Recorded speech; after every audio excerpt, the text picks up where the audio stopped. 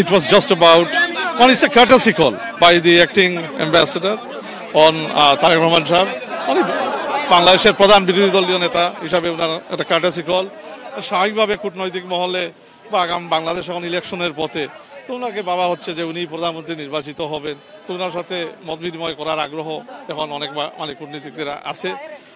বাংলাদেশের ভবিষ্যৎ পরিকল্পনা তারেক রহমানের কি, এইটাও জানার একটা আগ্রহ আছে। তো এই কুশল বিনিময় এবং মানে ওই বাংলাদেশের আগামীর উন্নয়ন ভাবনা নিয়ে কিছু কথাবার্তা হয়েছে। উনি ওই বছরই আসবেন, এই বছরে আর হবে না, আর তো সময় মাত্র আছে, কত আমার তো 4 মাস 5 মাস আছেই। তো হ্যাঁ, এই বছরেই আসবেন, এই বছরেই আসবেন উনি। তফসিল তো আশা করি নভেম্বরেতে ঘোষণা হবে, অথবা মানে যে কোনো সময় এই বছরেই তো ঘোষণা হবে। তো উনাকে এই বছরই পাবেন ইনশাল্লাহ। এই বছর এই আগামীর না, মানে এখনো তো উনি ঠিক করতেছে, তো বলতে পারেন যে এই বছর উনি আসতেছে, ডিসেম্বরের ভিতরেই উনি আসবে, মানে নভেম্বর ডিসেম্বরের ভিতরেই তো উনি আসবে দেশে।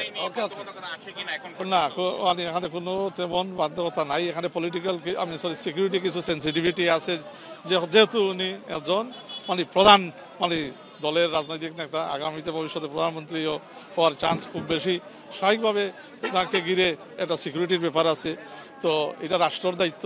তো রাষ্ট্র খুব সুন, তো ডক্টর ইউনূস সাহেব তো বলছেন যে এখন প্রধান কাজটাই হবে একটা সুষ্ঠু নির্বাচনের পরিবেশ তৈরি করে নির্বাচন ফেব্রুয়ারিতে দেওয়া। এই এনভায়রনমেন্টের ক্ষেত্রেই তো মানে সিকিউরিটিও পড়বে, যে নিশ্চিত করা প্রধান রাজনৈতিক দলের নেতাদের জন্য, মানে এখানে এসে সুস্থভাবে ক্যাম্পেইন করা। তো মানে পরিস্থিতি আশা করি আগামী 4-5 মাসের ভিতরে এটা হয়ে যাবে। না, ওই ধরনের ওই মাপের নেতার তো সবসময় একটা সিকিউরিটি থাকে, এটা তো ওয়ার্ল্ড ওয়াইড সবখানে, এটা শুধু বাংলাদেশ কেন্দ্রিক না। তো এগুলো তার স্বাভাবিক কিছু না। সরকারের এবং নির্বাচন কমিশনের তো দায়িত্বই মানে একটা সুষ্ঠু সিকিউর পরিবেশ তৈরি করে দেওয়া। তো ওনারা এটা বুঝেন এবং ওনারা ইনশাল্লাহ এটা করেও দিবেন আশা করি আমরা।